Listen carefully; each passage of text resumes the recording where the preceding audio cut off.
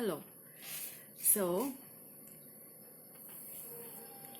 there are two. This is story in terms of mythology that there are two kinds of ladies. Okay. One is in terms of mythology the lady of light, and the other is the lady of dark. Okay. And there is this reference in Hindu mythology. There is also this reference in Western mythology too.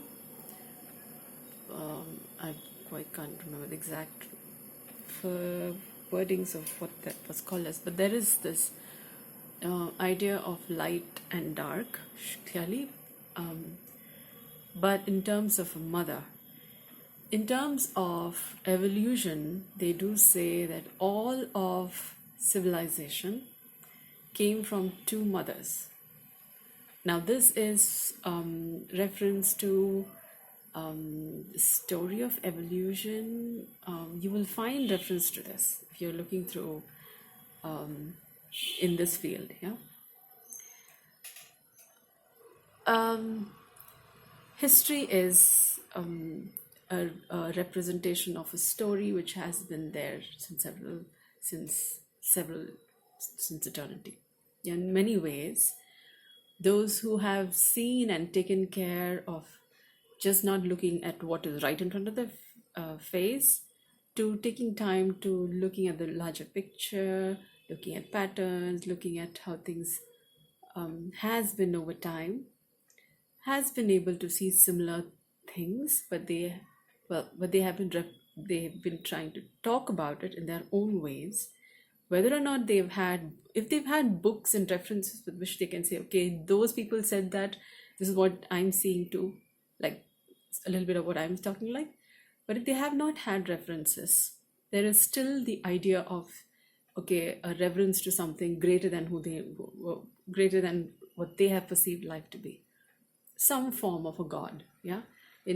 Even through history, they may not have had any book references that others call that god, and hence I'm also calling it. But there's a certain natural reaching out from observances, so in the present moment there is all of these different dimensions, and there have been different references to it. So this idea of a white lady, light lady, and a dark lady. If you look at, I can speak in terms of the Hindu mythology, and if you see the Navami reference to Shakti, as in there is the reference of a calm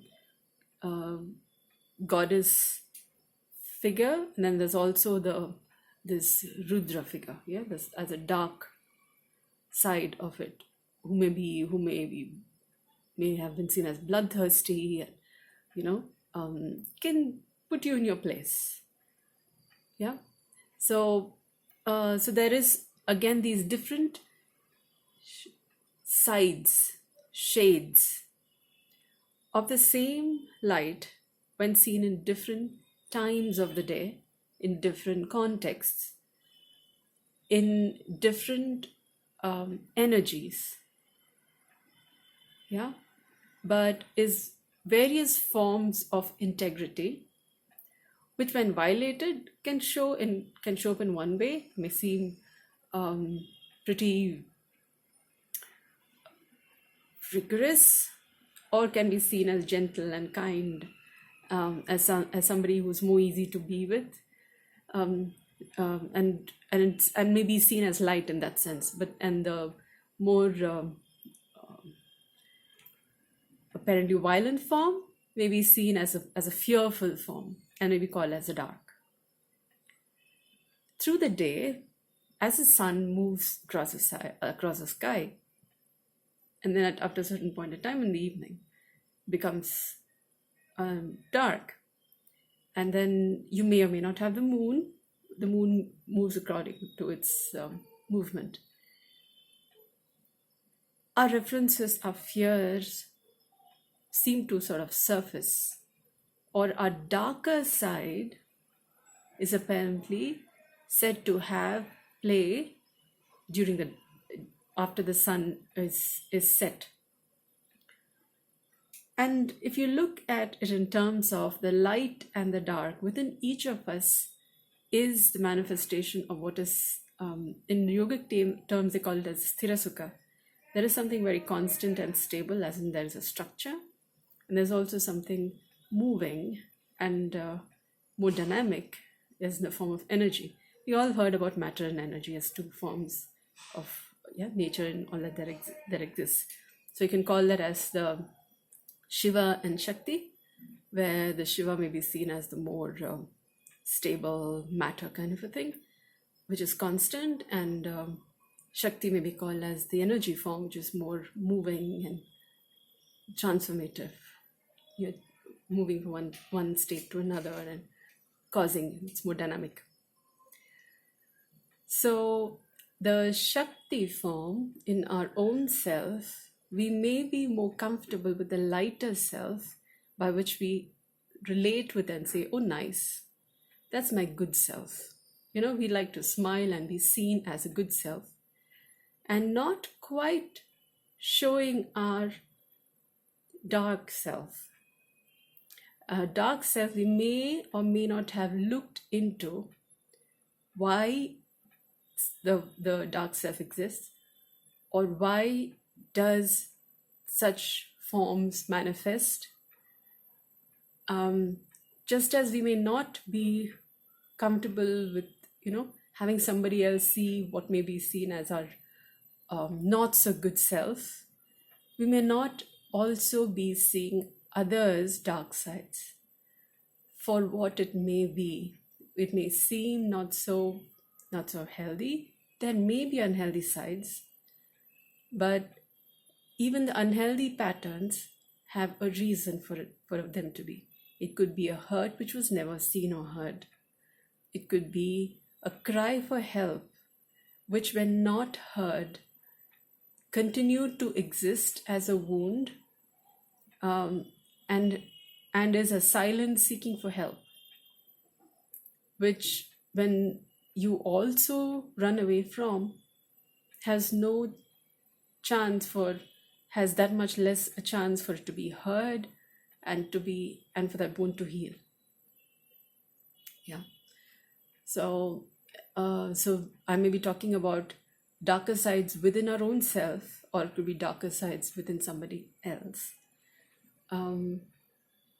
What I'm again referring to here is, we may be more partial towards what is light, and maybe being unfair to what is seen as the dark. And hence, what is in the dark may be our own suppressed selves, or it may be aspects of us which may be there to protect and guide us, which may be there to keep us safe, but may inadvertently being pushed away and called names, and not seen for what it can actually bring forth to life. There may be dark sides, and there may be wounds that needs healing, but not all dark side is bad. A mindful, gentle, kind, observing of what are the different aspects of this dark side will tell us if there is a wound that needs a little healing, a little understanding, or if it's what seems like a Rudra form, a fierce form, which may not really be bad, but may actually have an inherent strength in it, and whose strength may not be being seen because we just relegated it to, okay, it's all dark, I'm afraid of the dark, so everything in the dark must be bad. Yeah, and so you miss the opportunity in it.